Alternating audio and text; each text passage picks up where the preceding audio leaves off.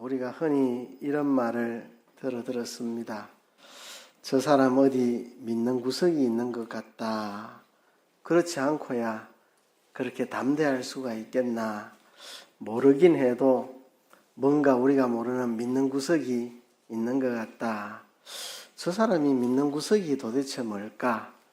도대체 뭘 믿고 저 사람 저러는지 모르겠다.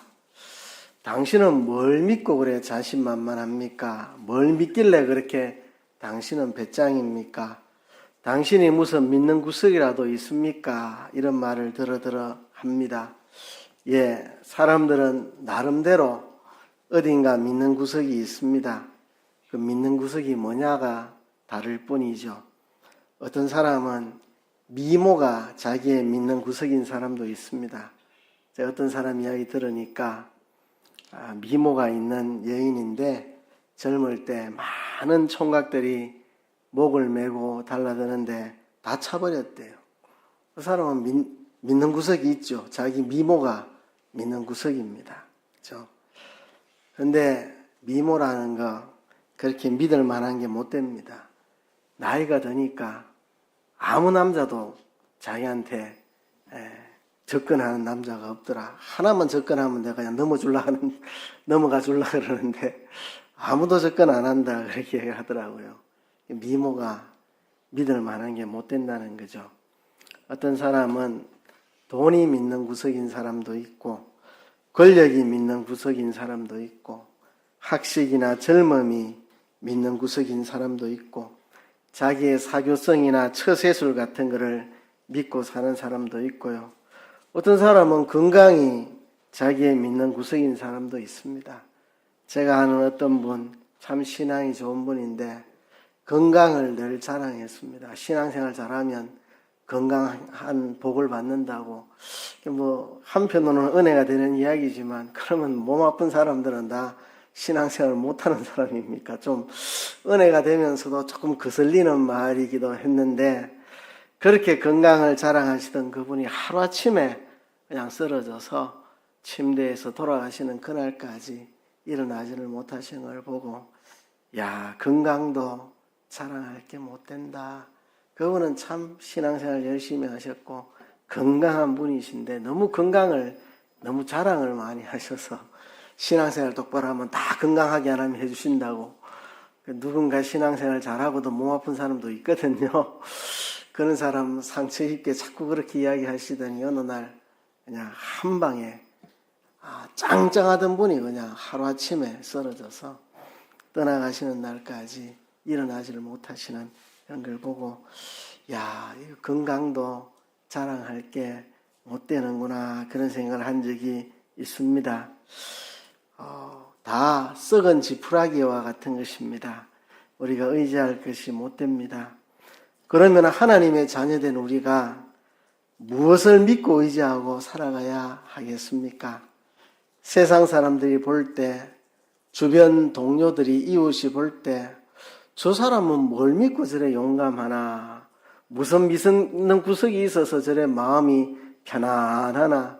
저 사람은 뭘 믿길래 저렇게 담대하고 뭐든지 거침없이 해나갈 수 있고 저 사람은 무엇을 믿고 저렇게 하나 하는 그것이 우리에게 있어야 됩니다. 그게 바로 하나님 한 분만 의지하는 것입니다.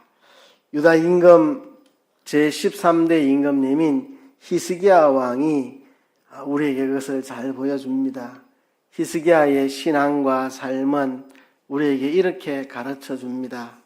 오직 하나님 한 분만이 우리가 의지할 견고한 바위이시다.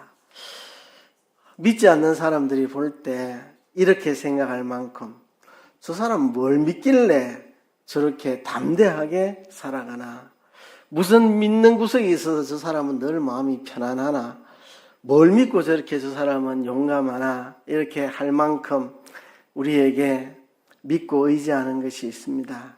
오직 하나님 한 분만 우리는 믿고 의지하며 하나님 한 분만을 견고한 바위로 삼고 살아가는 것이 그리스도인입니다. 오늘 히스기야 왕에 대해서 여러분들하고 함께 생각해 보려고 하는데요. 히스기야가 유다의 왕이 될 때의 역사적 상황을 한번 살펴보면 이런 상황입니다. 이스라엘 주변에는 언제나 강대국들이 있었습니다. 북동쪽에는 아수르와 바벨론과 페르시아 제국이 있었습니다. 지금 우리 같으면 북쪽에 중국하고 러시아가 강대국이죠. 그죠? 그처럼 이스라엘에게는 북동쪽에 아수르, 바벨론, 페르시아 같은 강대국이 있었는데 히스기야가 왕위에 올랐을 때는 이 지역의 패권을 아수르 제국이 잡고 있었습니다. 아수르 제국이 세계의 강대국이었습니다. 그런데 이스라엘 백성들에게 영향을 크게 미쳤던 또 하나의 강대국이 있었습니다. 그게 바로 애굽입니다. 애굽은 이스라엘 남쪽에 있죠. 우리로 말하면 한 일본쯤 됩니다. 일본쯤. 우리나라가 이스라엘이라고 한다면 북쪽에 있는 강대국은 아수르 제국, 그죠? 또 남쪽에 있는 강대국은 일본, 뭐 이 정도 되겠죠. 그러니까 우리가 이스라엘이라고 한다면 북쪽에 러시아와 중국이 있고 남쪽에 일본이 있는 것처럼 이스라엘 백성들은 북쪽에 아수르 제국이 있고 남쪽에는 애굽이라고 하는 강대국이 있었습니다. 이렇게 놓고 보면 이제 국제적인 역학 구조가 눈에 보입니다. 북쪽에 있는 아수르 제국이 그 지역의 패권을 잡게 되면 세력을 확장하기 위해서 남쪽에 있는 애굽을 정복해야만 했고, 애굽을 정복하기 위해서는 이스라엘을 지나야 합니다. 그래서 북쪽에 아수르가 강해지면 이스라엘을 정복하고 이스라엘을 발판 삼아 애굽의 세력을 확장하려고 했고, 또 애굽은 강대해지면 이스라엘을 발판 삼아 지나가서 북쪽에 있는 아수르 제국에 침략을 하려고 하는 늘 그런 관계 속에 있었습니다. 그 강대국 사이에 이스라엘이 끼어있는 형국입니다. 우리나라 형편하고 비슷하죠. 이스라엘은 이러한 국제적인 미묘한 흐름 속에 지금 놓여 있습니다. 북쪽의 제국들은 이스라엘을 손에 넣고 남하 정책을 실현하려고 하고, 애굽은 이스라엘을 손에 넣고 북쪽 세력을 견제하려고 하고, 그 사이에 이스라엘이 끼어있는 미묘한 긴장과 갈등 속에 이스라엘은 놓여 있었습니다. 물론 하나님 한 분만을 자기의 전부로 삼았던 다윗 왕 때에는 다윗이 하나님 마음에 합한 자였고, 하나님이 다윗과 함께 하셔서 다윗 왕 때부터 솔로몬 왕 앞부분까지 그때는 판도가 달랐습니다. 이스라엘이 그 일대를 통치하는 가장 강대한 나라였습니다. 이 다윗과 솔로몬 초기에는 이스라엘이 주변 나라로부터 조공을 받는 최강대국 위치였습니다. 그러나 솔로몬 말기에 하나님을 배반함으로 나라가 남과 북으로 갈라지고 국력도 많이 약해졌습니다. 이제 솔로몬의 이 실책으로 나라가 남북으로 갈라지고, 이제 남북의 왕들은 선한 왕들도 하나씩 끼어 있긴 했지만 대부분 하나님을 버리고 우상을 섬기고, 그때부터 이스라엘과 유다는 강대국의 지배를 받게 됩니다. 처음에는 아수르 제국의 지배를 받고, 그리고 바벨론 제국의 지배를 받고, 그 다음에 페르시아 제국의 지배를 받고, 그 다음에 그리스 제국의 지배를 받고, 예수님 오실 당시에는 로마 제국의 지배를 받고 있었습니다. 그때 이후로 계속해서 환란들이 일어나는데요. 하나님은 그러한 주병 정세를 이용해서 정말 이스라엘의 왕과 백성들이 하나님을 믿고 의지하고 하나님 한 분만을 바라보고 살아가는지 시험을 하시곤 했습니다. 하나님과 하나님의 말씀을 떠난 백성들을 징계하시기도 하고, 그래서 이들이 정말 하나님을 믿고 의지하는지 시험하는 도구로 주변의 강대국을 이용하기도 하셨고 또 하나님을 떠난 백성들을 징계하여 돌이키는 도구로 주변의 강대국들을 사용하기도 하셨습니다. 히스기야가 왕이 되었을 때 유다 나라는 주변 국제 정세로 인해서 굉장한 위태로운 상태에 놓여 있었습니다. 이 위태로운 상황은 히스기야 왕 때뿐만 아니라 히스기야 왕의 아버지 아하스 임금 때부터 이런 위기가 찾아왔습니다. 히스기야의 아버지 아하스 임금 때요, 이때에 어려움이 찾아왔습니다. 아하스 왕과 같은 시대에 북쪽 이스라엘의 왕은 이스라엘의 마지막 왕 호세아였습니다. 지금 나라가 우리 남한과 북한으로 갈라져 있는 것처럼 지금 이스라엘도 남쪽에는 유다, 북쪽에는 이스라엘, 꼭 우리나라처럼, 그죠? 남쪽에는 남한, 북쪽에는 북한이 있듯이 이스라엘도 남북으로 갈라져 가지고 남쪽에는 유다, 북쪽에는 이스라엘 이렇게 있는데 지금 남쪽에는 히스기야 왕의 아버지 아하스가 통치하고 있고 북쪽에는 북왕국 이스라엘의 마지막 왕인 호세아가 다스리고 있었습니다. 이 두 왕이 거의 동시대의 왕이 되었는데요. 아하스 임금님은 하나님을 전심으로 섬기지 않았습니다. 자기 자녀를 불 가운데 지나가게 하고 산당과 산 위와 나무 아래서 제사를 지내고 그렇게 했습니다. 하나님이 이것을 노여워하셔서 북왕국 이스라엘과 또 아람 나라 연합군을 동원해서 이 유다의 수도 예루살렘을 치게 하였습니다. 그래도 아하스 임금님은 회개하고 돌아오지 않았고 오히려 아수르 제국의 힘을 빌어서 북쪽 이스라엘 왕국과 아람 왕국 연합군을 막아보려고 했는데 참으로 어리석은 짓을 하고 있었습니다. 이스라엘은 아수르의 위협에 대해서 하나님을 의지하지 않고 아람 나라의 세력을 등에 업고 방어하려고 했고 유다는 이스라엘과 아람의 위협에 대하여 하나님을 의지하지 않고 아수르를 의지하고 있었습니다. 하나님 왕국인 이스라엘과 유다를 무섭게 위협하고 있는 아수르를 등에 업고 북쪽의 이스라엘과 아람 나라 연합군을 방비하려고 하는 게 정말 어처구니 없는 어리석은 일이었습니다. 다시 정리하면 이런 상황입니다. 지금 북왕국 이스라엘을 위협하는 세력은 저 북방의 아수르 제국입니다. 이 아수르 제국과 맞서기 위해서 이스라엘은 하나님을 의지하지 않았습니다. 하나님을 의지하지 않고 이스라엘 옆에 있는 아람 나라의 도움을 얻어서 아람 나라와 연합을 이루어서 아수르 제국과 맞서려고 그렇게 했고 북왕국 이스라엘은 하나님을 의지하지 않았습니다. 그런데 이 이스라엘과 아람의 이 연합군이 남왕국 유다를 위협하자 유다 나라도 하나님을 의지하지 않고 아수르 제국을 의지하고 아수르의 도움으로 이스라엘과 아람 연합군을 막아보려고 그렇게 했습니다. 북왕국도 하나님을 의지 안 했고 남왕국 유다도 하나님을 의지하지 않았습니다.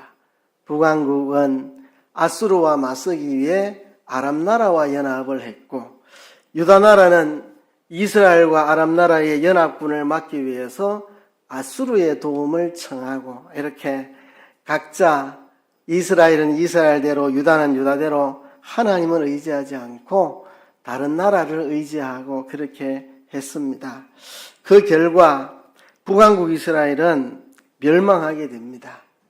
하나님께 범죄하고 선지자들의 외침을 듣지 않고 끝까지 돌이키지 않고 아람 나라만 의지하다가 아수르에 의해서 처참하게 멸망당했습니다. 아수르의 침략이 있을 때 하나님 의지하지 않고 아람 나라를 의지하다가 처참하게 나라가 망했는데요. 얼마나 잔인하게 살육을 당했는지 입에 담기도 무시무시할 정도여서 상세한 이야기는 하지 않겠습니다. 아수르 제국에 의해서 이스라엘이 정말 무참하게 멸망을 당했습니다. 이제 남쪽 유다 나라는 아수르와 맞닥뜨리게 되었습니다. 원래는 유다 나라랑 아수르 사이에 북왕국 이스라엘이 있으니까 약간의 완충 역할을 해주는데, 완충 역할을 해주고 있던 북왕국 이스라엘이 아수르에게 멸망당하고 나니까 이제 남왕국 유다는 아수르 제국과 이제 마주 대해야 되는 공경에 처하게 된 겁니다. 이게 이제 히스기야 때에 일어난 일들이죠. 히스기야 때에 일어난 일들. 이제 북왕국 이스라엘은 망해버렸고 이 대제국 아수르가 이제 유다를 침략해 오는 이런 어려운 상황에 놓였습니다. 이제 아하스 임금님, 히스기야의 아버지 아하스 임금님은 죽었고 그의 아들 히스기야가 25살의 나이로 왕위에 오릅니다. 히스기야의 눈앞이 얼마나 캄캄했겠습니까? 전 세계를 주름잡고 있는 대제국 아수르가 북왕국 이스라엘을 멸망시키고 남쪽 유다까지 침략해오는 이런 어려운 국제 정세 속에서 정말 풍전등화의 위기를 맞이했고 눈앞이 캄캄한 상황이었습니다. 그러나 히스기야 왕은 그가 왕이 되기 7년 전에, 그러니까 18살쯤 되었을 때 이 청년 시기에 북왕국 이스라엘의 멸망을 목격했고 그는 알았습니다. 우리 아버지 아하스 임금님도 하나님을 의지하지 않았고 북왕국 이스라엘도 하나님을 의지하지 않았다. 그래서 우리 아버지 아하스 임금님도 하나님의 율법을 버리고 우상을 섬기고 하나님의 노를 쌓아서 멸망의 길을 걸었고 북왕국도 역시 우상을 섬기고 하나님 율법을 저버리고 하나님의 진노를 쌓다가 멸망의 길을 갔고, 그래서 하나님이 하나님의 징계의 몽둥이로 아수르를 사용해서 북왕국 이스라엘을 멸망시키고 이제 남왕국 유다까지 위협을 하고 있는 이 어려운 상황 속에 하나님은 유다 백성들이 회개하고 돌아오기를 간절히 바라고 계신다는 것을 히스기야 왕은 알고 있었습니다. 이 어려운 상황 속에 하나님을 의지하지 않고 주변 나라를 의지하다가 북왕국이 망했고 남왕국 유다도 어려움을 당했다는 사실을 알고 히스기야는 아마도 청소년 시절부터 마음에 결심이 있었을 겁니다. 내가 왕이 된다면, 내가 우리 아버지를 이어 왕이 된다면 나는 우리 아버지처럼 하지 않겠다. 나는 우상을 철저히 타파하고 하나님의 율법을 철저히 실행하도록 그렇게 하고, 그리고 주변 나라들을 의지하지 않고 하나님 한 분만 내가 의지하겠다. 아마 히스기야는 젊어서부터 청소년 때부터 그런 굳은 결심이 있었던 것 같습니다.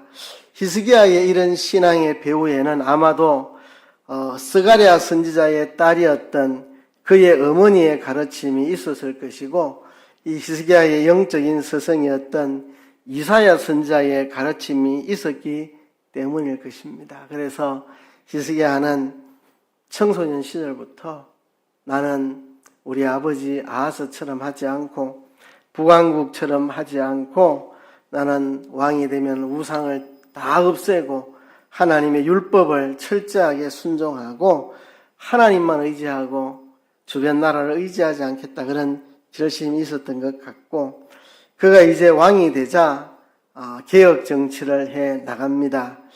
우리가 이 힘들고 어렵고 복잡한 국제 정세에서 헤어날 수 있는, 살아날 수 있는 길은 하나님께로 돌아와서 하나님 한 분만 의지하는 것이라는 사실을 깨닫고, 이때까지 하나님을 노엽게 했던 우상들, 온갖 더럽고 가증한 것들을 다 척결하기 시작을 했습니다.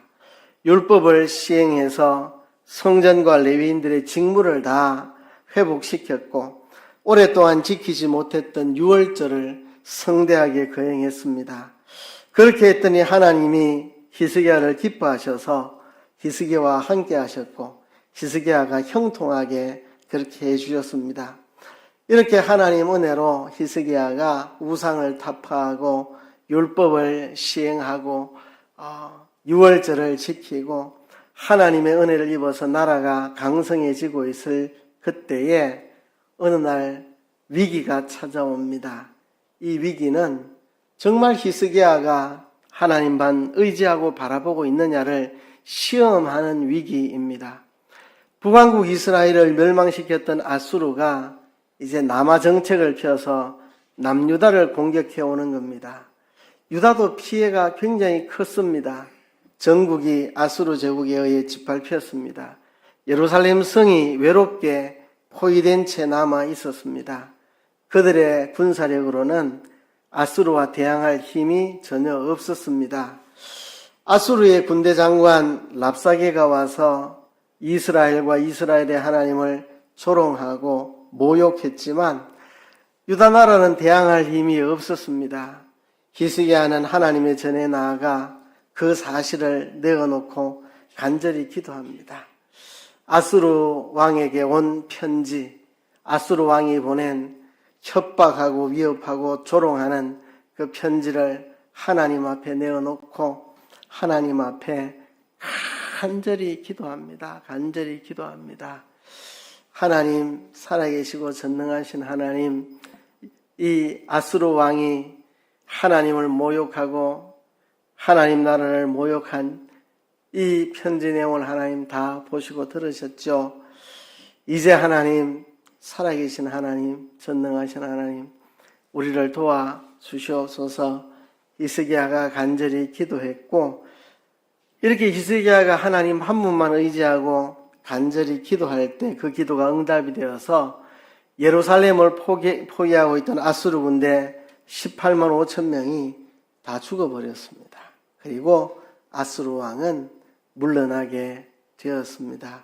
이렇게 위기를 히스기야가 하나님 한 분 의지하고 극복을 해 나갑니다.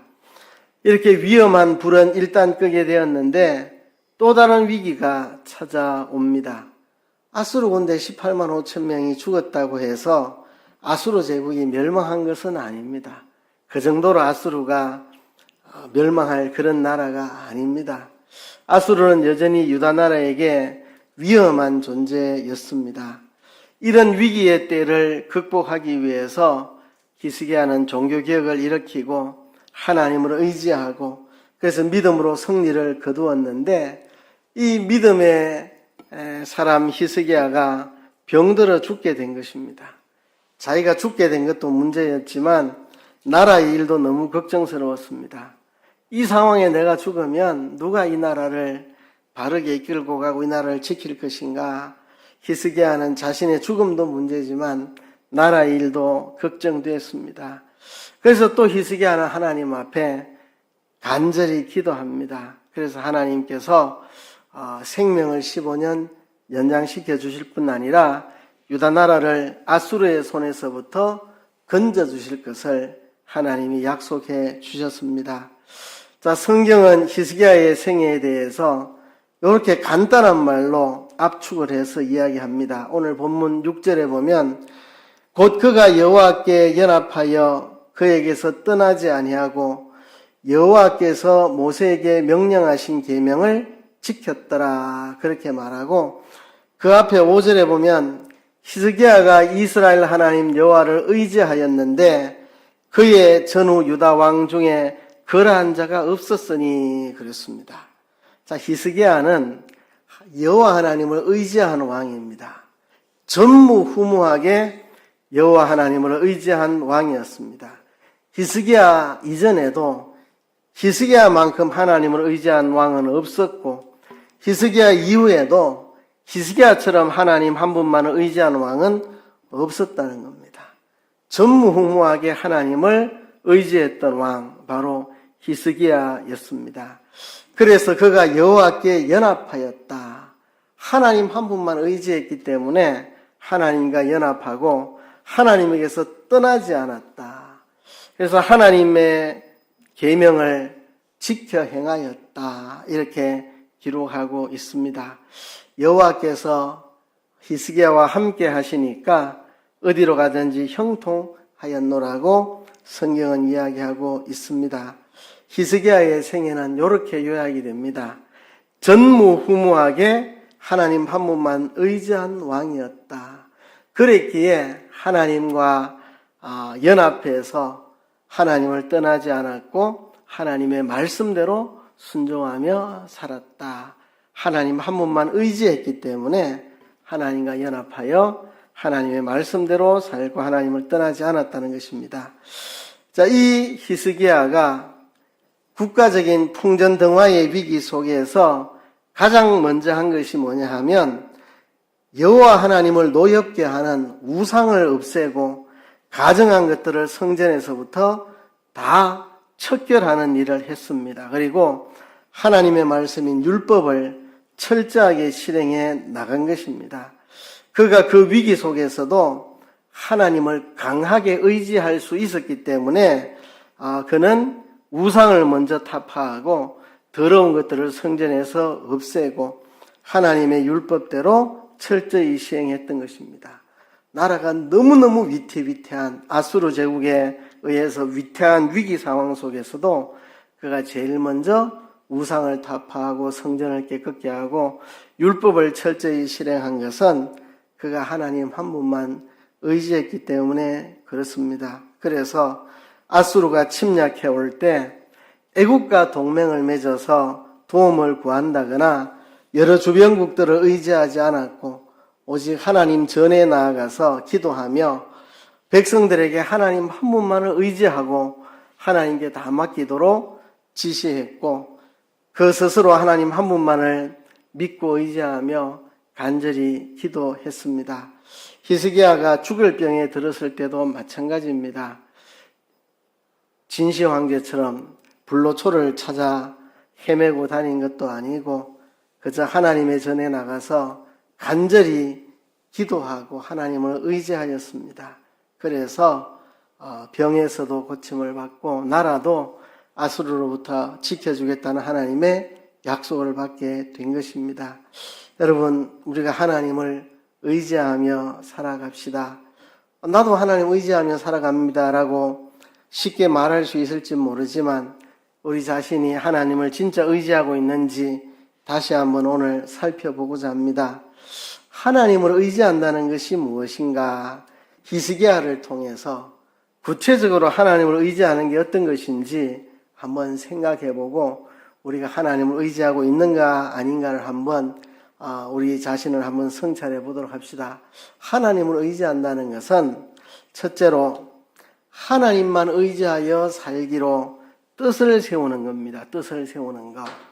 히스기야가 청소년 시절 그의 아버지 아하스가 하나님을 전혀 의지하지 않고 북왕국 이스라엘과 아람 나라의 침략에 대해서 두려워서 벌벌 떨고 있는 모습, 그리고 그 두려움을 벗어나고자 우상을 섬기고 온갖 잡신들을 섬기고 있는 그 아버지를 보고 하나님은 도무지 의지하지 않고 두려워 떨며 잡신들을 섬기며 아수르를 의지하며 하는 그 아버지를 보면서 뼈아프게 결심했을 겁니다. 우리 살 길은 하나님 한 분을 의지하는 것이 우리 살 길인데 왜 우리 아버지 아하스 임금은 이렇게 하나님을 의지하지 않고 우상들을 의지하고 아수르 제국을 의지하고 왜 이렇게 하나님을 의지하지 못하는가? 또 북왕국 이스라엘이 하나님 의지하지 않고 아람 나라를 의지하는 이런 모습을 보면서 그러다가 북왕국이 망한 것을 보면서 하나님 의지하지 않고 돈 의지하고 학식 의지하고 명예 권세 의지하고 세상 나라 의지하면 망하는 길이구나. 히스기야가 깨닫고 청소년 시절부터 결심했습니다. 내가 왕이 된다면 나는 하나님 한 분만 의지한다. 이웃나라 의지하지 않고 어떤 것도 의지하지 않는다. 우상도 의지하지 않는다. 나는 하나님 한 분만 의지한다. 이렇게 뜻을 세웠습니다. 우리도 뜻을 세웁시다. 우리도 이 히스기야 왕을 보면서 돈도 권력도 젊음도 미모도 뭣도 우리의 의지할 바가 되지 못합니다. 고백하면서 정말 하나님 한 분만을 의지하기로 우리가 이 시간 뜻을 세웁시다. 두 번째는요, 하나님과 한편이 되는 겁니다. 그죠? 정말 하나님 한 분만 의지하겠다 뜻을 세웠다면 그 다음에 우리가 해야 되는 게 뭐냐 하면 하나님하고 한편이 돼야 됩니다. 하나님하고 한통속이 돼야 됩니다. 그죠? 하나님과 원수의 입장에 서 있으면 우리가 하나님으로부터 아무런 도움을 얻을 수가 없습니다. 하나님과 한편이 되어야 하나님 의지하면 하나님 우리를 도와주시겠죠. 하나님과 한편 되는 방법이 뭐냐?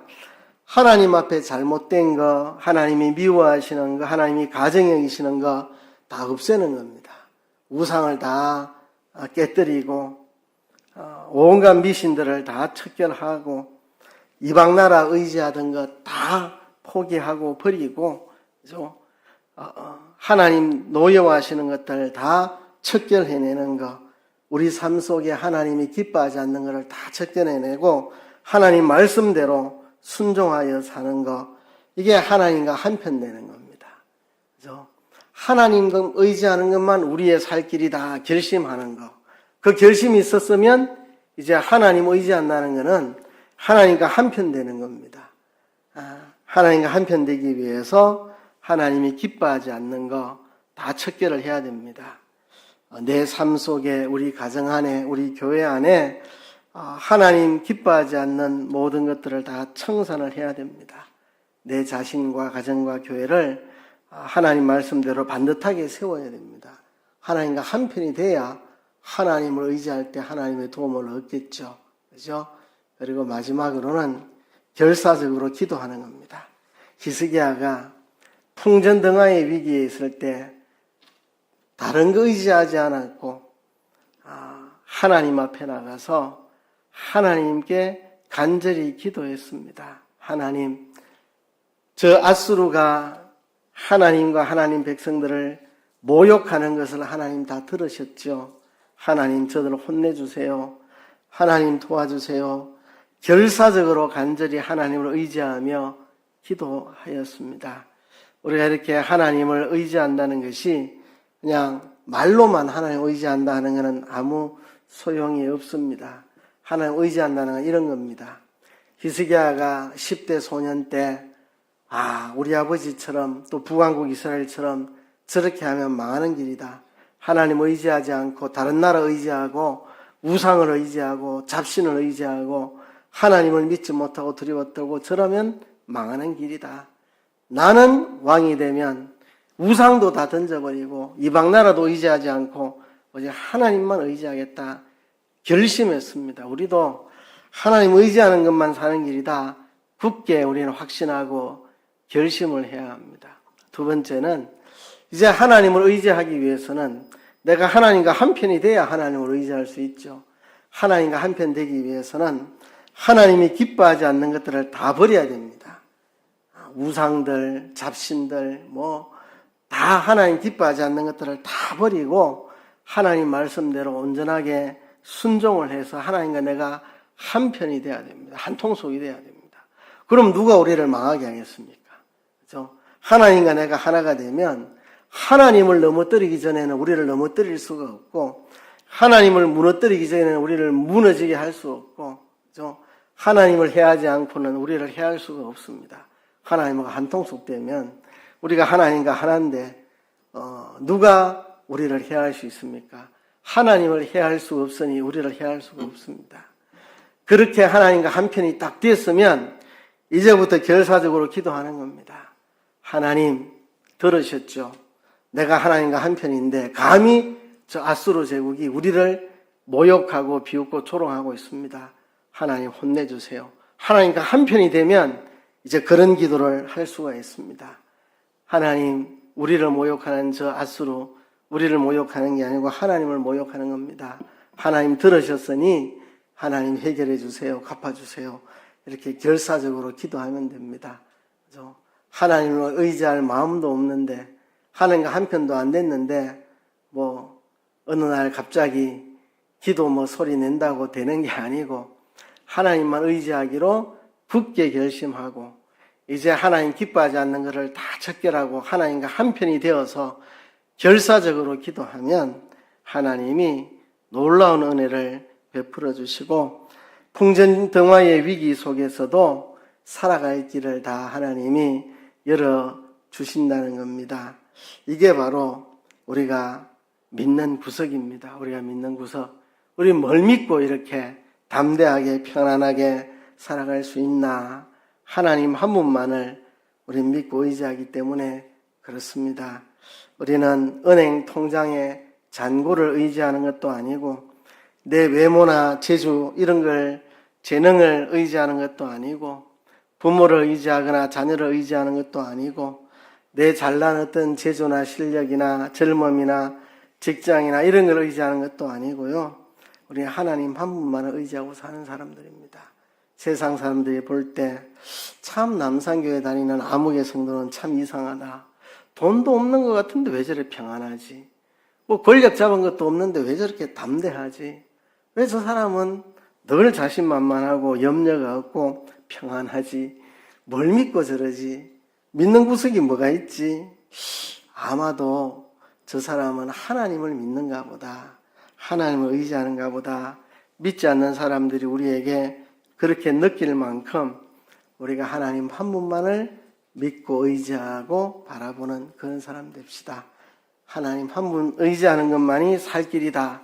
굳게 뜻을 정하고 하나님과 한편이 되도록 하나님 기뻐하지 않는 것을 다 적결하고 내가 하나님과 한편이 되었다면 이제 남은 것은 결사적으로 기도하면 됩니다. 그럼 하나님이 어떤 풍전등화의 위기에서도 우리와 함께 하시고 우리를 지켜주실 것입니다.